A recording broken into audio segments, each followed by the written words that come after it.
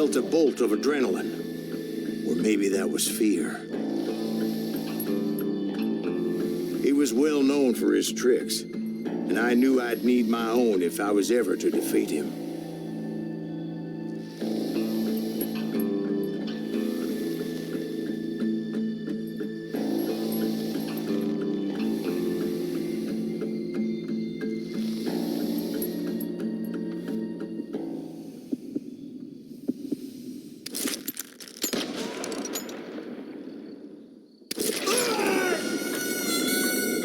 No, wait! He didn't hit me then. I'm sure of it.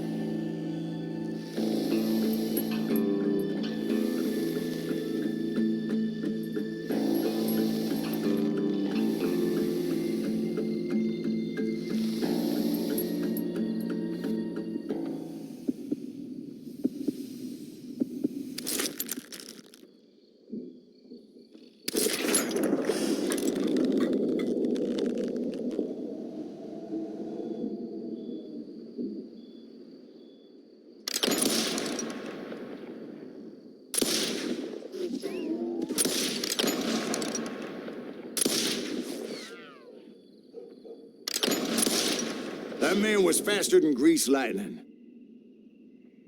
But being inebriated as he was, he didn't count his shots. And now, he was at my mercy.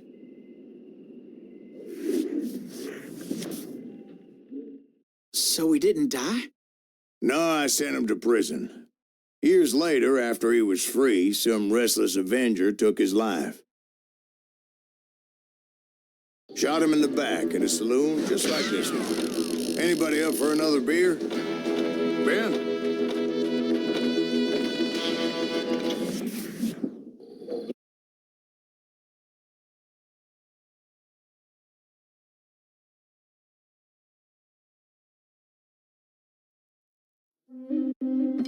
Thank you, darling. Yeah, some say revenge is a dish best served cold. So whatever happened to that guy you were after? Personally, I'd like to hear some of your other adventures. Like, I don't know, did you ever go toe-to-toe with a red man?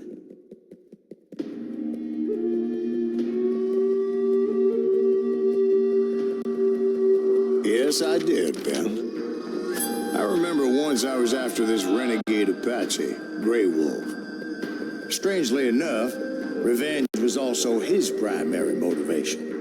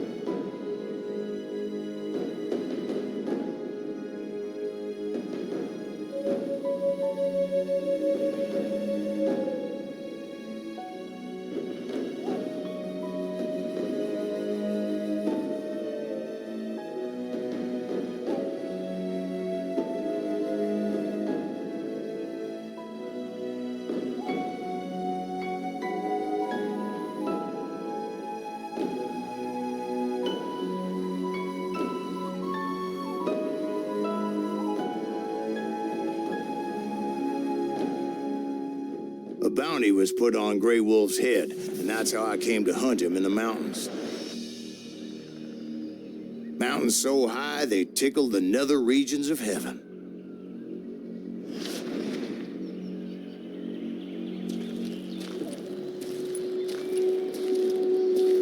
Grey Wolf was a Chiricahua Apache medicine man who had led a war party in revenge for a massacre against his people. The U.S. Army had attacked his tribe during his daughter's sacred sunrise ceremony, and the slaughter was unspeakable. I understood his anger, as there's nothing more traumatic than seeing those you love die in a cruel and painful death.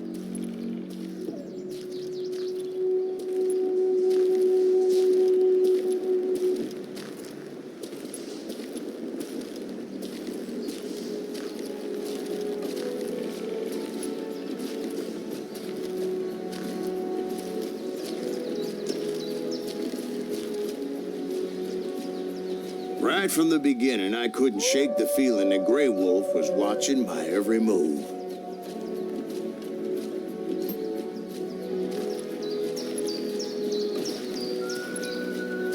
He led a band of young Apache warriors who wanted retribution and were more than willing to die for him.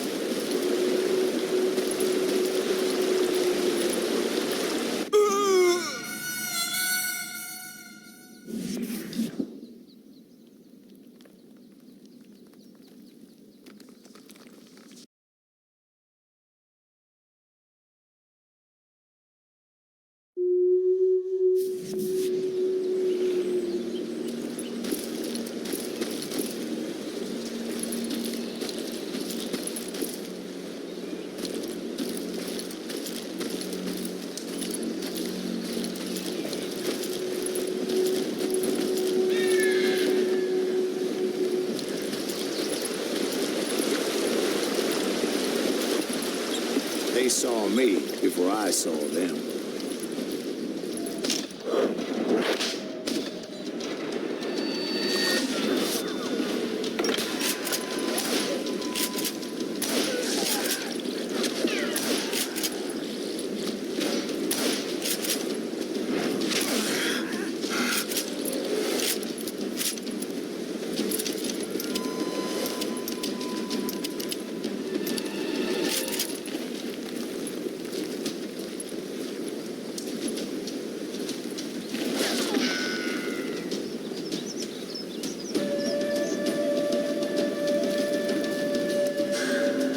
Crossed my mind that maybe this wasn't such a good idea.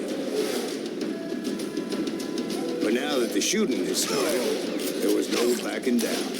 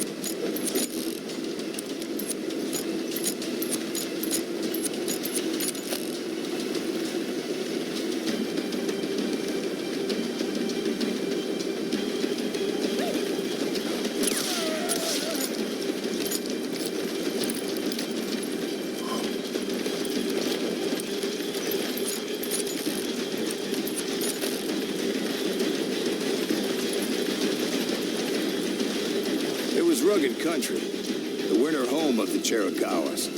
And that's why they had retreated there.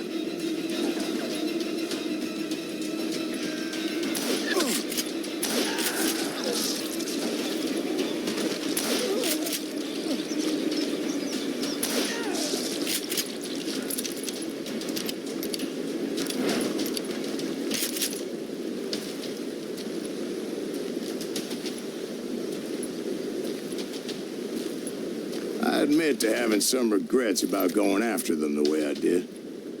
But then again, I got a lot of those.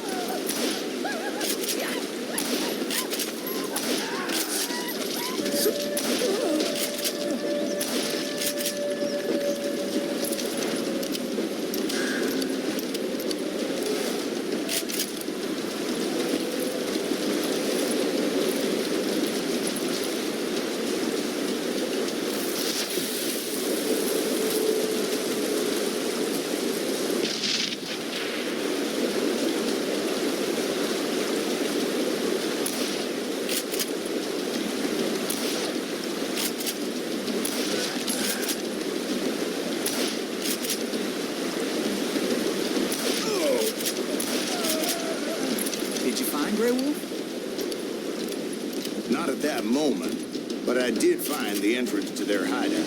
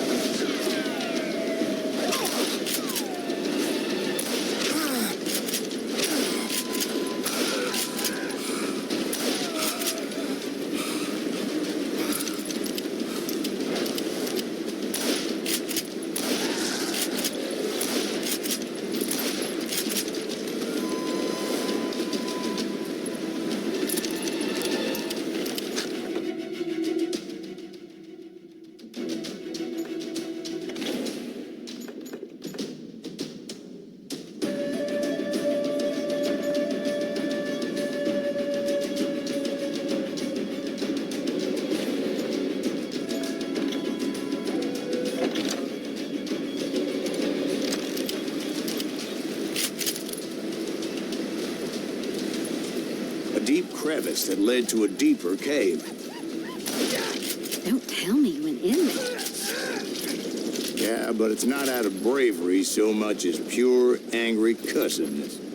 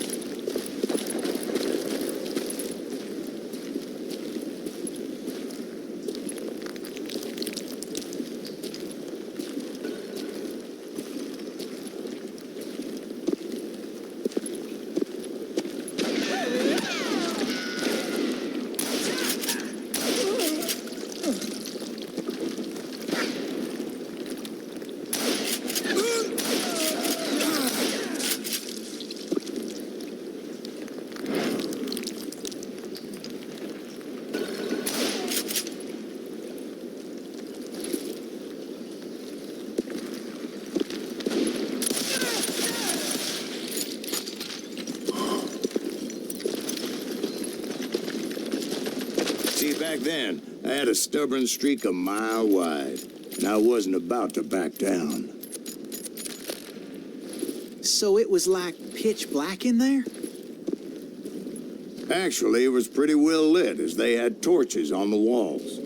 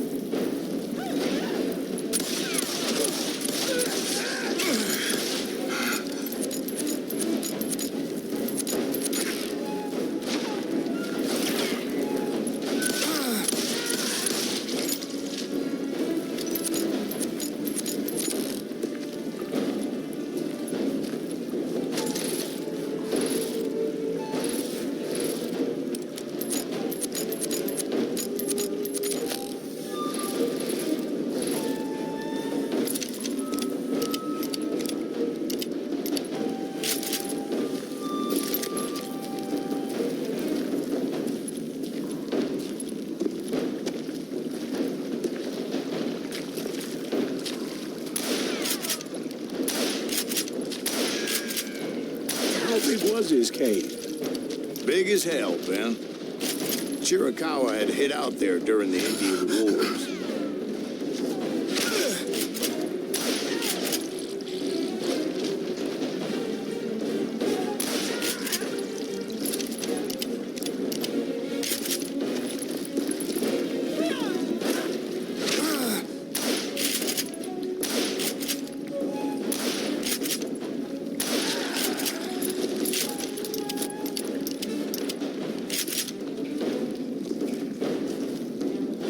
They thought it was haunted with the ghosts of those murdered by the horse soldiers. The cave was haunted with dead Indian ghosts?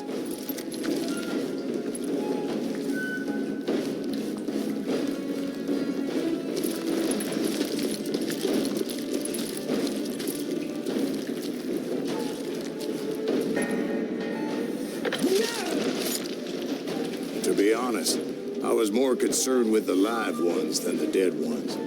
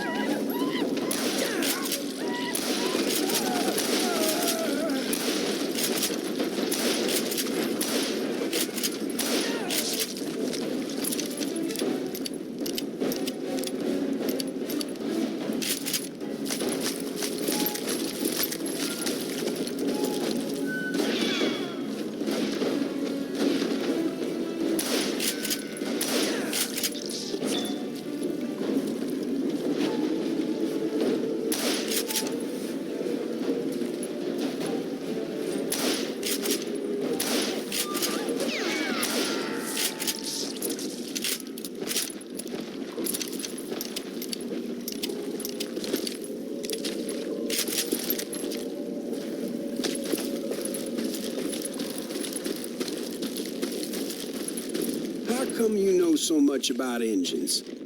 A few years back, I was married to two Mescalero women. At the same time? Yeah, they were sisters. Polygyny is traditional among the Mescalero. So what happened? Oh, I had to get out of there. Those girls never shut up. Both of them nagging at me all the time. Drove me half crazy. Haven't seen them since. No, I mean, what happened with Grey Wolf? Oh, well, I pursued him into the Cave of Death.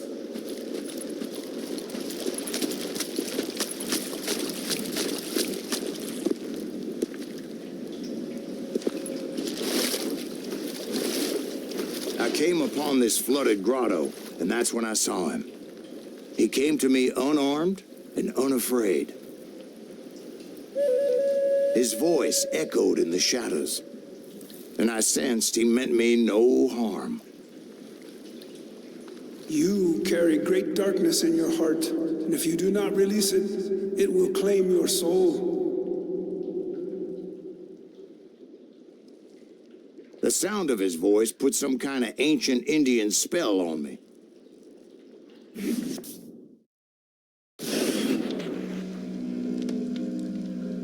As his story unfolded in my mind,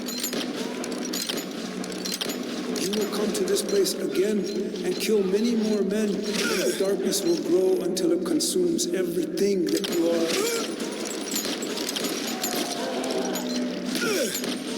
The soul would have no rainbow, the eye have no tears. he said I was a great warrior, a coyote man, unequaled by any other pale-faced warrior, or something like that. The snakes will bite shadows of your past until a venom poisons your heart, and an echo of the song of the dead summons the spirits deep from within the mountains.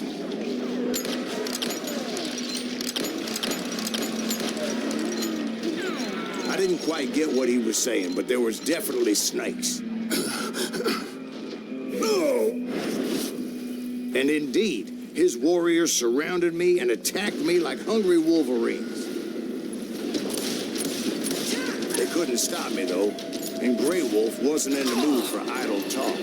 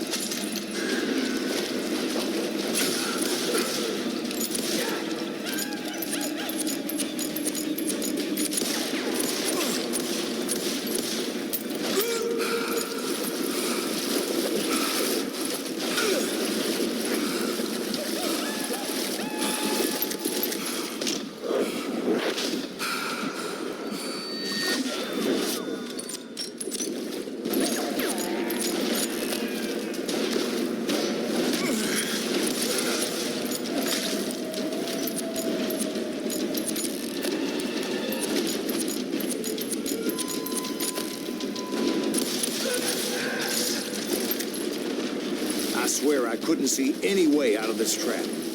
But suddenly, one just appeared, kind of like a miracle.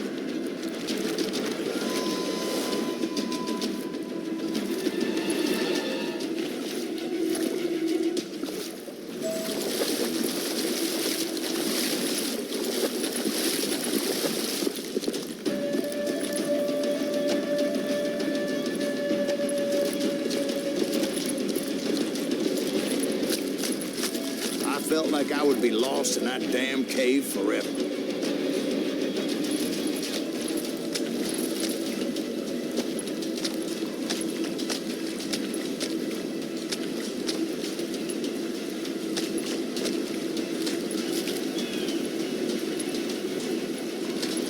Finally, I found myself back outside, perched on the edge of a precipice, overlooking a thundering whitewater river.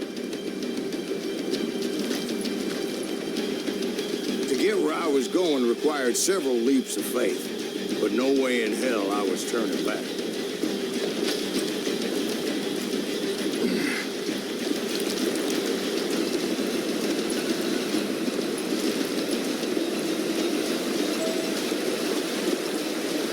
I chased after him, determined to make him explain the meaning of all that mumbo-jumbo. Mumbo-jumbo's right. Are you making this all up as you go? A few details may be fuzzy, brother, but I am relating exactly what happened to me.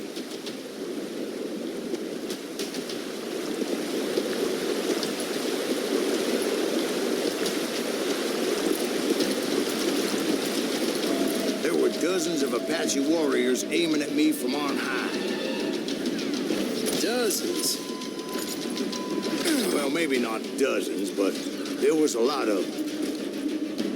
At least 3 or 4. Well, more than that, little lady.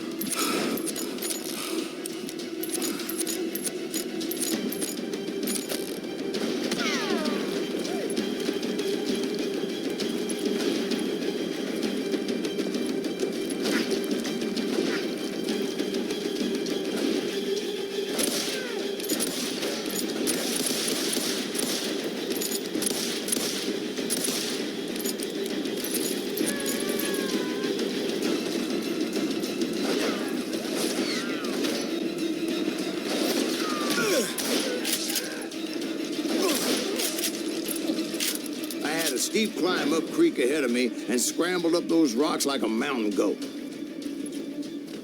I was determined to locate Grey Wolf and find out exactly what the hell he was trying to tell me.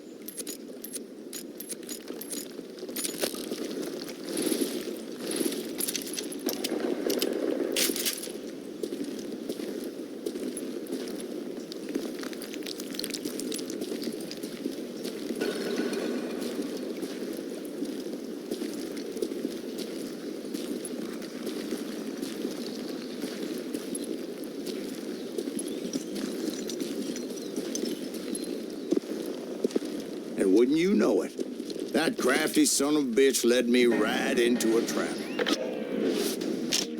What kind of trap? Well, son, there had to be at least 100 Apaches surrounding me.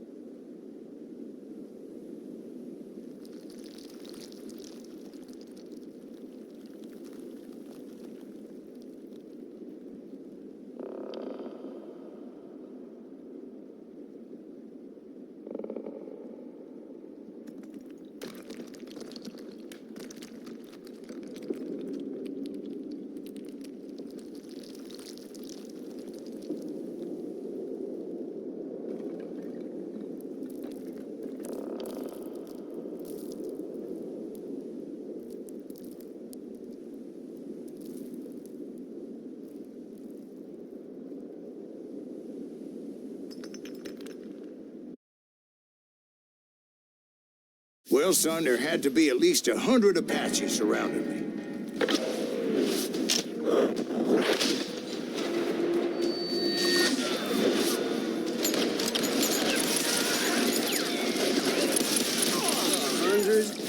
God be my witness. Oh, come on. Who are you kidding? Hey, I believe you. Come on, tell us how it ended. All right, but I'm not gonna drag this out. Where were we? You were surrounded by 100 Apache warriors. Well, I didn't take the time to count them exactly, but there were a lot of them.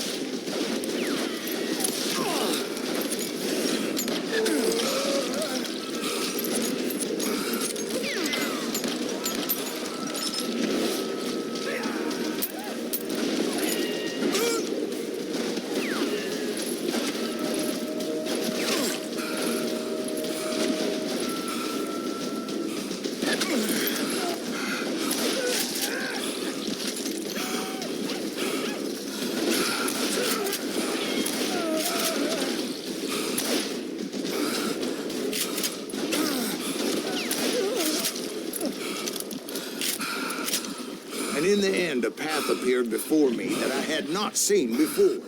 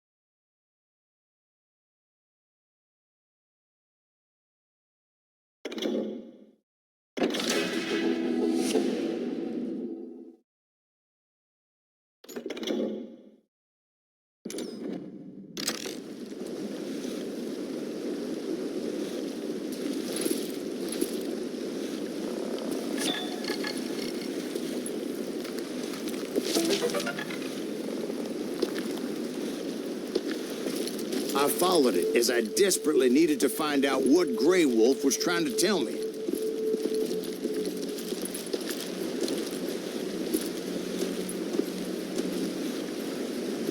But it was like that son of a bitch disappeared into thin air.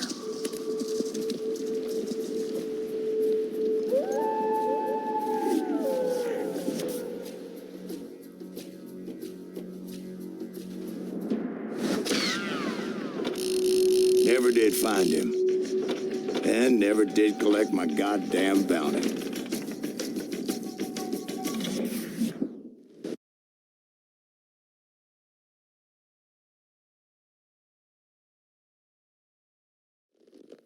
Thank you, darling.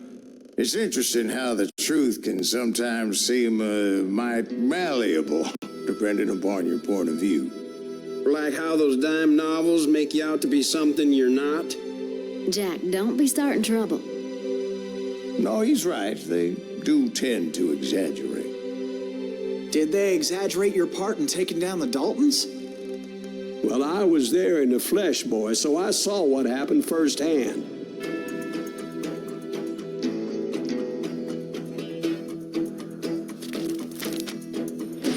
Those Daltons were lawmen once, before they all went bad, robbing banks and trains clear across the territory, until Coffeeville, of course. I was one of the citizens who took up arms that day. Fighting on the side of right? I did my best, sir. We all did.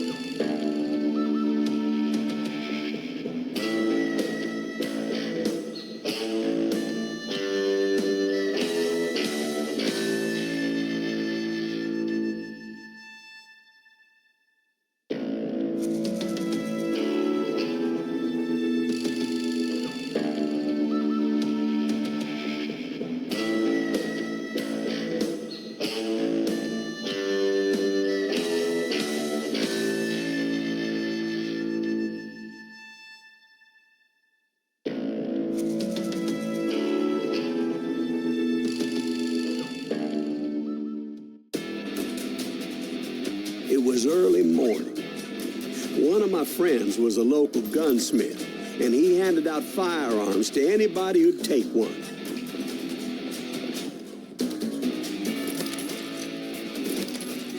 You see, the Daltons got it in their heads to rob two banks at the same time.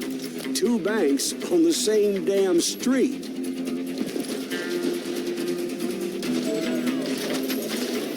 Story was Bob Dalton's girl was always writing him about how he had no ambition.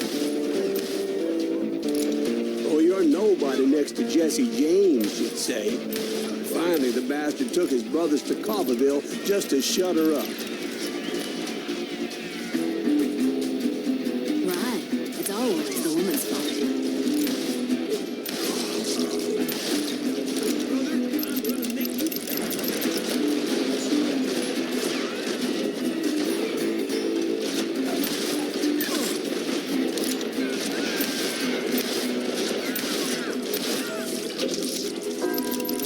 Well, the locals recognized the Daltons right off. Before they could get away, half the town took up arms to defend their property. Their first mistake was pulling a job in their own damn hometown. The boys grew up in Coffeyville, so everybody knew them. Put some holes in them! You hear me?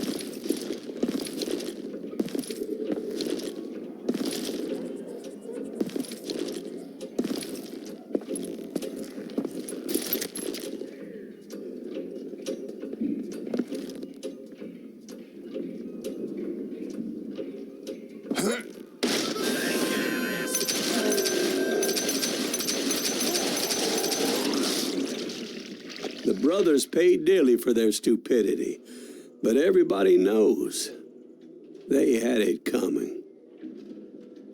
There's more to it than that. I read all about that day, so I know for a fact that it went down very differently.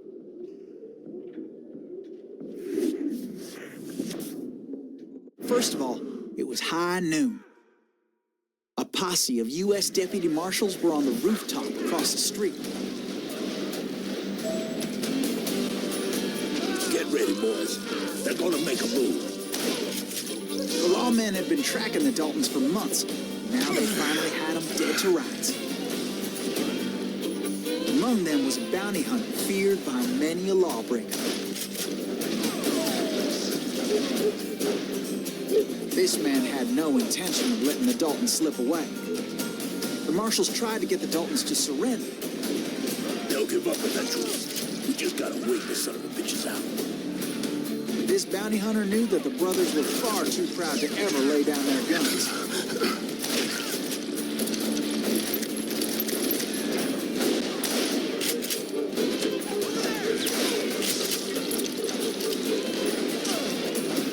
So he went in there alone to confront those criminals.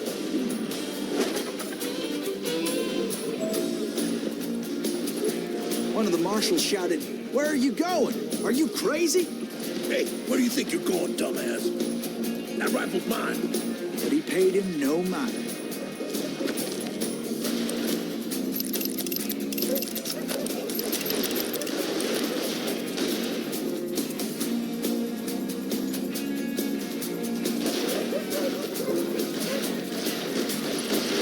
He saw a way to get around to the back of the bank.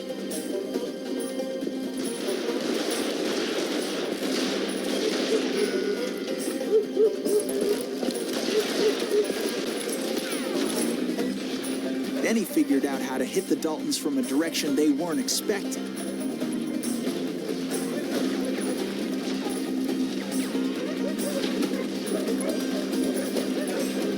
From above. Fortunately, a water tower was right there.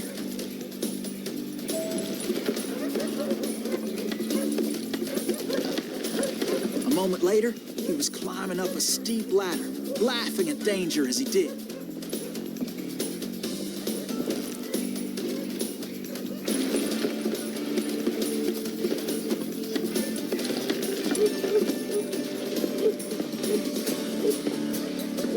It was brave men like him who risked their lives to tame this wild country.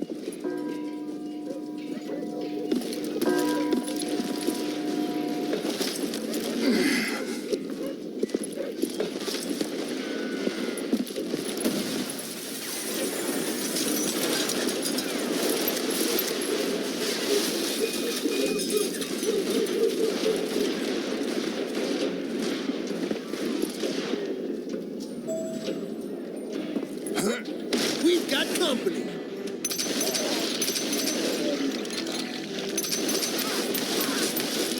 Heroic men like him, who did what other men couldn't or wouldn't to make this country free.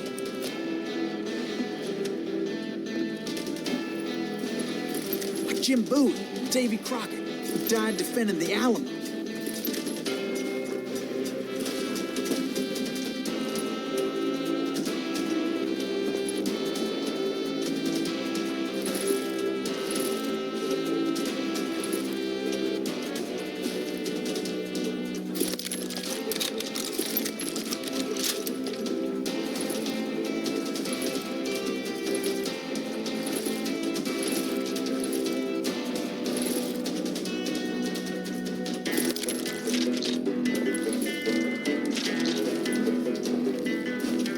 Is that Silas Greaves? Son of a bitch!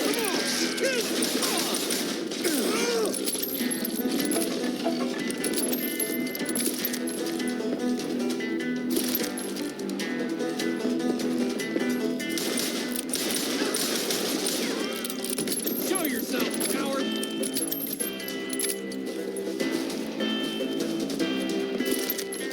I'm gonna kill you dead.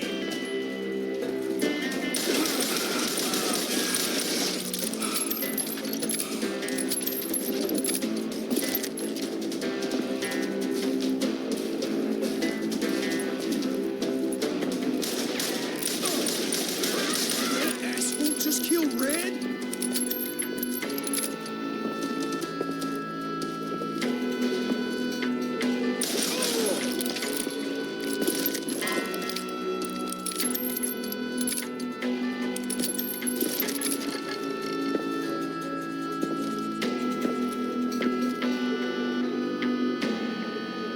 Over there!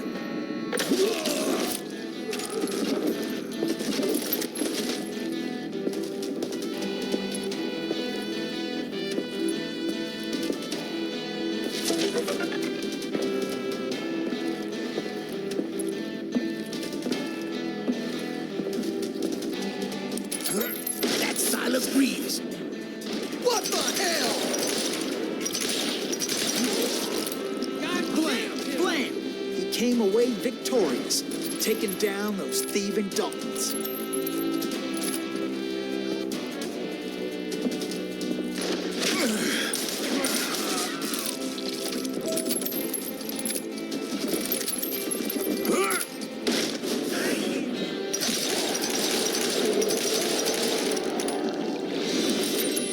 His name was Silas Greaves, and when the dust finally settled, he was the last man standing.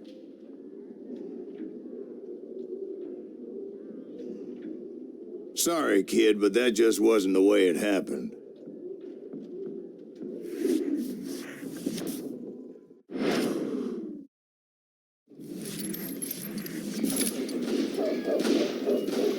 It was early evening, not high noon.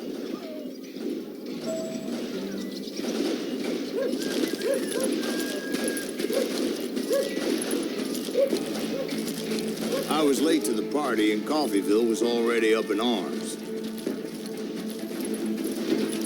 The Daltons blew up a safe and were all set to hightail it out of there. Those pathetic deputies surrounding the bank were dropping like flies.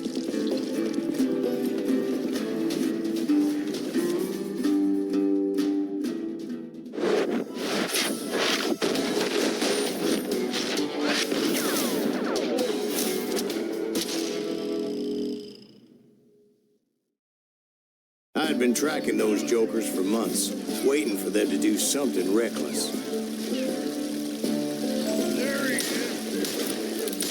Finally, they did. Those stupid bastards decided to rob 2 banks at the same time in the same town where everybody knew them. They still have friends in Coffee.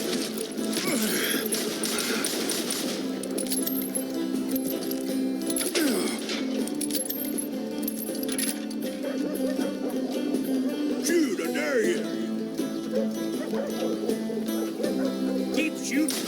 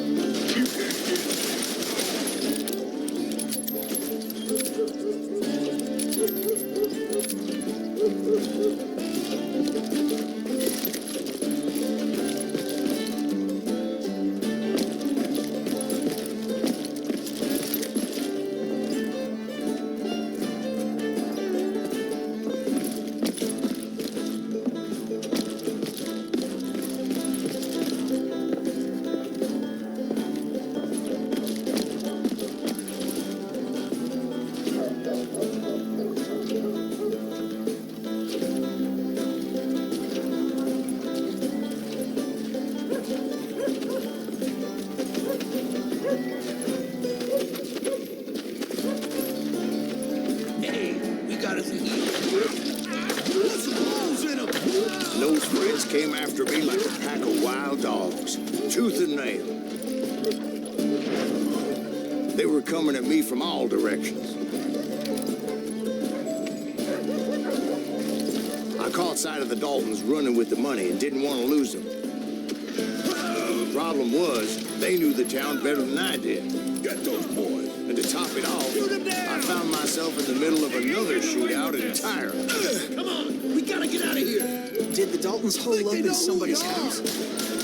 No, it was the Smiths, I believe. They were cousins of the Daltons. And they were shooting at the Browns, who were shooting at the Daltons. Which wasn't any surprise, because those 2 families have been feuding forever. And since the Joneses are related to the Browns, they shot at the Smiths, pissing off the Heimhoffers, whose daughter recently married a Smith. Well, bullets were flying every which way as all the old feuds in Kansas caught fire all at once. There was a hell of a lot of pissed off people in Coffeeville that day. But that's just the way life is sometimes. Shit happens.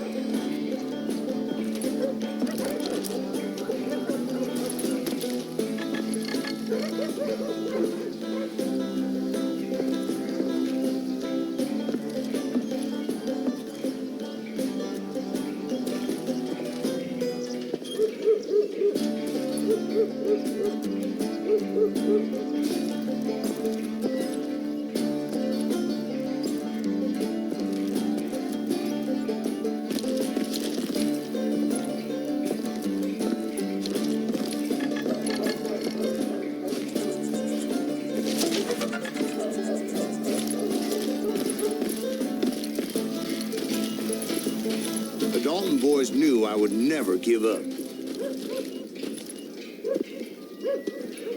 Those Daltons weren't the sharpest knives in the drawer, but they always stood together. They set a trap to slow me down and allow at least 2 of them to escape. The third brother stayed behind to plan me, just in case that trap of theirs didn't work.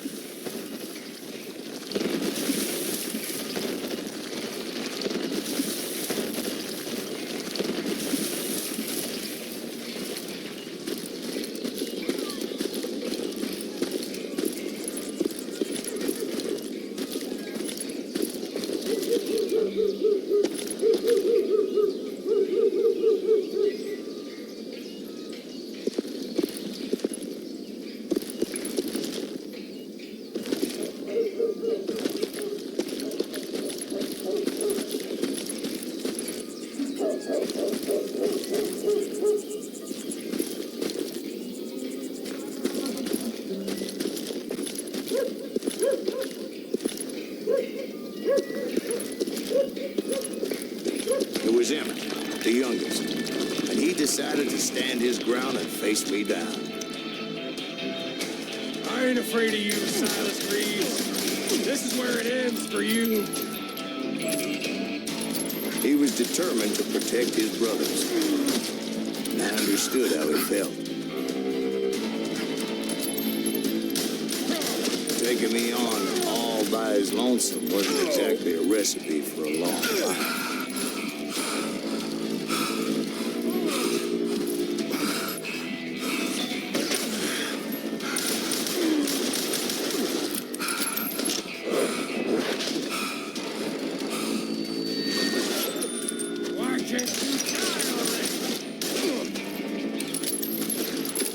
I'm gonna plant you where you stand.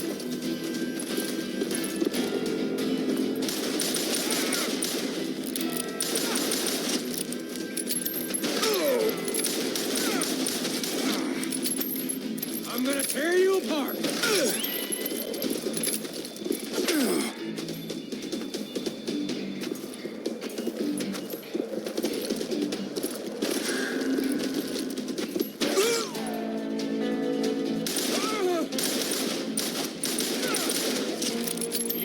Dead, law dog.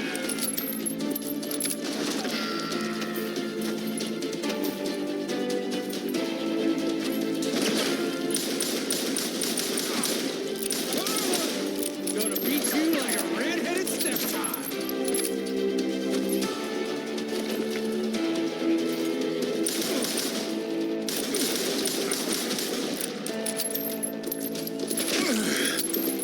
I'll blow your damn head clean off.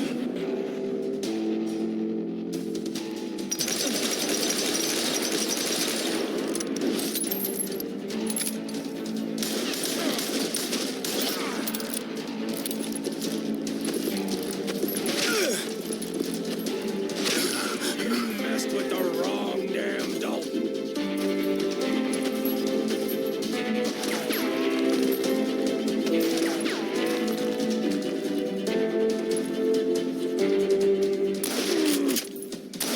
You ain't gonna me, Green.